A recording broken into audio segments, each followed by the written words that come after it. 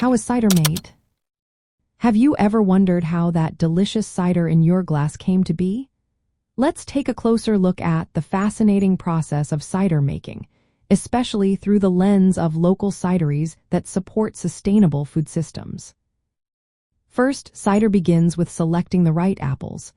Cider makers often choose a blend of sweet, tart, and bitter apple varieties. This mix creates a balanced flavor profile. Once selected, the apples are washed thoroughly to remove any dirt or pesticides. This step is essential to prevent any contamination that could spoil the cider. Next, the apples are milled or crushed into a pulp. This process breaks down the fruit and prepares it for pressing. The pulp is often placed in bags or mesh to help extract the juice more easily. After milling, the apple pulp is pressed to extract the juice. This can be done using either a manual or mechanical press. The pressing process can vary in duration, as some cider makers press until the juice flow slows, while others may press longer to develop richer flavors. Once the juice is extracted, it is often sterilized to eliminate unwanted bacteria and wild yeasts. This ensures that the fermentation process is controlled and predictable. After sterilization, yeast is added to the juice to kick off fermentation. The yeast consumes the sugars in the juice, converting them into alcohol and carbon dioxide. This fermentation process typically takes several weeks. Temperature plays a key role during fermentation. A warmer environment speeds up the process, while cooler conditions slow it down.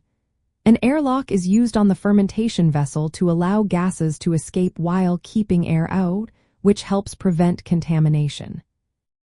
As fermentation progresses, cider makers monitor the activity and acidity levels. Once fermentation slows or stops, the cider is allowed to mature.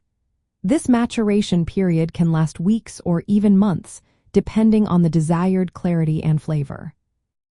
When the cider is ready, it is bottled. Before bottling, a small amount of sugar may be added to restart fermentation in the sealed bottle, which creates natural carbonation.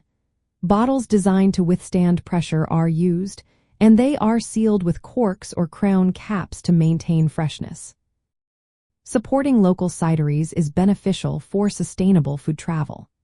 These cideries often use local apple varieties and traditional methods, which helps maintain local food systems and reduces environmental impact.